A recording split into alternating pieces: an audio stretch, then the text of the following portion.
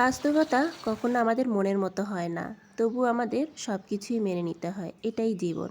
Hello viewers, আসসালামু আলাইকুম। সবাই কেমন আছেন? আশা করি সবাই ভালো আছেন, সুস্থ আছেন। আমি আলহামদুলিল্লাহ আপনাদের দয়ায় ভালো আছি।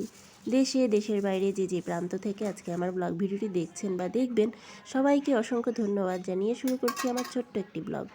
আশা করব ফুল ওয়াচ করে দিয়ে যাবেন আমার ব্লগ ভিডিওটি দেখে এবং গঠনমূলক একটা কমেন্ট রেখে যাবেন অবশ্যই। আর এই গঠনমূলক কমেন্টের মাধ্যমেই আমি আপনাদের বাড়িতে অবশ্যই পৌঁছায় যাব এবং আপনাদের ভিডিও ফুল ওয়াচ করে দিয়ে আসবো ইনশাল্লাহ। তো এই তো আমি রাতের বেলা রুটি করে রেখেছি, সবজি টবজি কিছু ছিল সেগুলো কেটে কুটে রেখেছি। সকালবেলা ছেলে যেহেতু মাদ্রাসায় যাবে তার জন্য হচ্ছে গিয়ে আমার খাবার তৈরি করে রাখতে হয়। এখন খেয়ে যাবে, ডিম ভাজি দিয়ে খেয়ে যাবে, আবার টিফিনে নিয়ে যাবে, আবার এসে খাবে। তো এই তো সকাল 7টার সময় ঘুম থেকে উঠে যে এই দেখেন কি অবস্থা করে, চোখ ডলতেছে, চোখ ভরা ঘুম তার। সকালবেলা একেবারেই উঠতে চায় না, তারপরে জোর জুলুম করে তাকে সকালবেলা উঠিয়ে দেওয়া লাগে, কারণ সকালে 7টার সময় না গেলে মাদ্রাসা যেহেতু 8টার সময় ক্লাস শুরু হয়ে যায়, সেজন্য সকাল সকাল উঠিয়ে দিতে হয়। উঠিয়ে ওকে মাদ্রাসায় দিয়ে আসে ওর বাবা। তো এই তো সব ঘর দরে এবার গুছিয়ে গাছাই নিচ্ছি, ছোটোটাকে নাস্তা করাই দিছি, আমি নাস্তা খেয়ে নিছি। তারপরে হচ্ছে গিয়ে বিছানা টিছানা এগুলো গুছাতে আসছি। আসলে আমাদের দৈনন্দিন জীবনে যা কিছু আছে সব কিছুই মানে করতে হয়, যেগুলো আমাদের প্রয়োজনীয় সেগুলো তো দৈনন্দিন করতেই হবে, করতে হয়। তো এই যে এখানে বিছানা টিছানা যতই গুছাই রাখি না কেন, এখানে হচ্ছে গিয়ে বাচ্চা এসে লাফালাফি ঝাপাঝাপি করে আবার একটু পরে কিন্তু খাটটাকে ওলটপালট করে দিবে। তো দিনে কয়েকবার করে আমি কিন্তু বিছানা গুছাই, কি আর করব। তারপরেই তো খাটটাট গুছিয়ে নিচ্ছি, চারিদিকে একটু ধুলো ময়লা পড়েছে, ভালো করে একটু ঝাড়টাট দিয়ে নিলাম। এদিকে বাচ্চা দুষ্টুমি করতেছে, আজকে কি রান্না করব, আজকে শিং মাছ রান্না করব।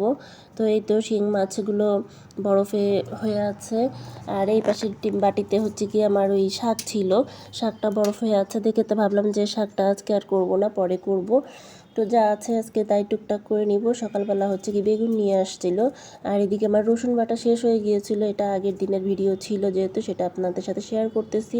রাতের বেলায় যেগুলো কুটে রেখেছিলাম, পটল, তারপরে আলু, পেঁয়াজ কিছু কিছু এগুলো আগায় রেখে দিছি। এই তো সকালবেলা পটল ভাজি করব, লবণ হলুদ দিয়ে দিয়েছি। তারপরে আজকে কোনো সবজি টবজি বাজার টাজার করেনি, তো কি করব চিন্তা করতেছি যে কখন নিয়ে আসবে বাজার, কখন কুটা বাছা করব, কখন রান্না করব। আজকে অনেক দেরি হয়ে গিয়েছে, তারপরেও হচ্ছে গিয়ে যতটুকু পারি ততটুকু কাজটা তাড়াতাড়ি করে আমি আগায় নিচ্ছি। এই তো বেগুন নিয়ে আসছে, টমেটো দিয়ে বেগুন দিয়ে শিং মাছ দিয়ে রান্না করব, একটু ঝাল ঝাল করে রান্না করব, বেশ ভালো লাগে খেতে। এদিকে আমি ভিডিও শ্যুট করতে করতে আমার তো পটলের অবস্থা 12টা বেজে গিয়েছে। এই যে পটলগুলো দেখেন একটু বেশি ভাজা ভাজা হয়ে গিয়েছে, তো ভাগ্য ভালো আসলে পুড়ে যায়নি। অনেক সময় আমাদের এই যে ভিডিও করতে যে অনেক তরি তরকারি পুড়ে যায়, অনেক সময় অনেক সমস্যা হয়ে যায়। তো আসলে একটা ভিডিও তৈরি করতে আমাদের যে কতটা খাটনি করতে হয়, কতটা কষ্ট করতে হয়, সেটা একমাত্র যারা ব্লগ ভিডিও করে তারাই কিন্তু বোঝে।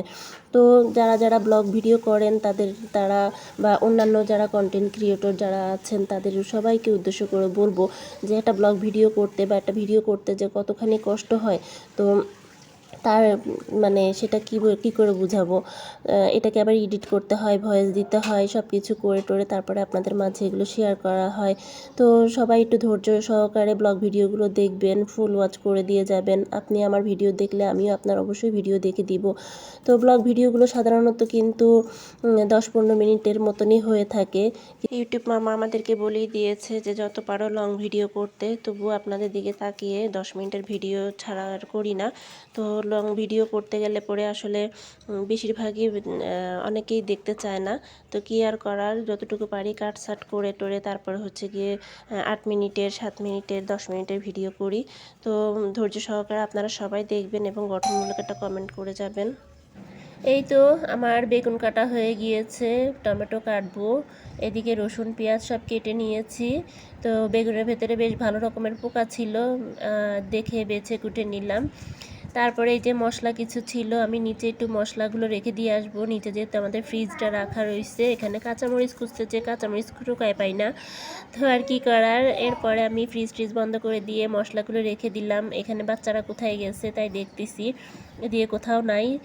এরপরে হচ্ছে গিয়ে এখানে আমি এই যে টিফিন বাটির মধ্যে শাক ছিল, আমি সিদ্ধ করে রেখে দিয়েছিলাম, তো এটা আমি আবার রেখে দিলাম। এই যে এখানে তো আমার শ্বশুরের নিচের তলায় আমার শ্বশুরবাড়ি, সব কিছু গুছিয়ে নিয়েছি, ওদের সামনে ক্যামেরা বন্দি করা যায় না। এটা হচ্ছে গিয়ে আমার শাশুড়ির রান্নাঘর। রান্নাঘরে এসে একটুখানি মশলা ছিল, আমি ওটা ব্লেন্ড করে নিয়েছি। ওদের সামনে আসলে মানে মানুষজনের সামনে মোবাইল নিয়ে বের করে ভিডিও টিডিও করাটা আসলে খুবই কষ্টের হয়ে যায়, কারণ শ্বশুরবাড়ি হাজার হলেও ওরা অনেক ধরনের গন্তব্য করতে থাকে। তো এই জন্য ওদের সামনে ভিডিওটা করে উঠতে পারি না ঠিকমতো। তো নিজের ঘরে নিজে যেরকম পারি ততটুকুটাই শ্যুট করি, ভিডিও করি, এই আর কি।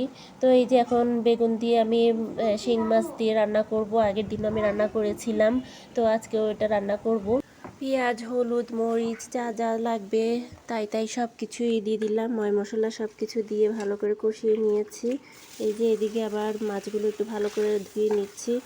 আগের দিন তো এগুলো মানে পরিষ্কার করতে আমার খুব মানে কষ্ট হয়েছিল। তো যাই হোক, কি আর করার, আলু দিয়ে আমি এটা রান্না করব। এই তো আলু আর হচ্ছে গিয়ে মাছটা কষিয়ে নিচ্ছি। আমার বাসায় আবার ভাজা মাছটা খেতে চায় না, বিশেষ করে আমার হাজব্যান্ড ভাজা মাছটা তেমন খেতে চায় না, তো আমাকে এভাবেই কষিয়ে রান্না করতে হয়। আর তাছাড়া একটা জিনিস কি, যে এরকম করে কষিয়ে রান্না করলে মাছের পুষ্টিগুণ বজায় থাকে। মাছ ভাজলে কিন্তু পুষ্টি অর্ধেকই কমে যায়, তো যার জন্য এইভাবেই আমার রান্না করতে হয়। তো এই তো পানি দিয়ে দিয়েছি, পানিটা ফুটে আসার পরে হচ্ছে গিয়ে আমি এই বেগুনগুলো দিয়ে দিলাম।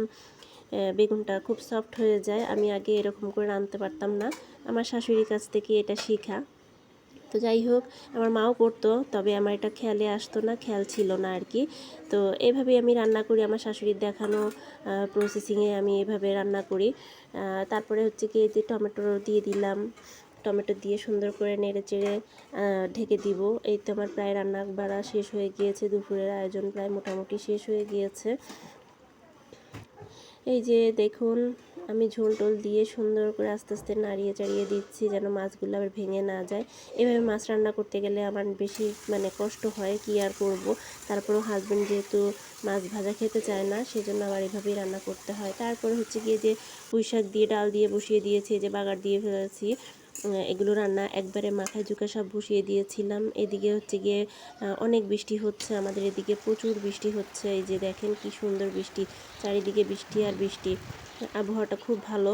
এদিকে আমার বাচ্চাটা পানি নিয়ে খেলা করতেছে, কিন্তু এইখানে তো দাঁড়ানোর মতন অবস্থা নাই, কারণ হচ্ছে গিয়ে অনেক ঠাড়া বিজলি পড়ে, কি আর করা। তো এই যে সন্ধ্যার সময় আমার শাশুড়ি একটু কলিজা ভুনা আর মিষ্টি পাঠিয়েছিল, ওদেরকে খাইয়ে দিচ্ছি। তো যারা এতটুকু পর্যন্ত ভিডিওটি দেখতে দেখতে চলে এসেছেন, লাইক দিতে ভুলে গিয়েছেন, অবশ্যই একটা লাইক দিবেন, আমার পাশে থাকবেন, আমাকে সাপোর্ট করবেন। আমিও ইনশাল্লাহ আপনাদেরকে সাপোর্ট করব, আপনাদের পাশে থাকবো। ভিডিওটি ভালো লাগলে পরে একটু শেয়ার করে দিবেন, বন্ধু হয়ে থাকবেন, পাশে থাকবেন। আল্লাহ হাফেজ, আসসালামু আলাইকুম।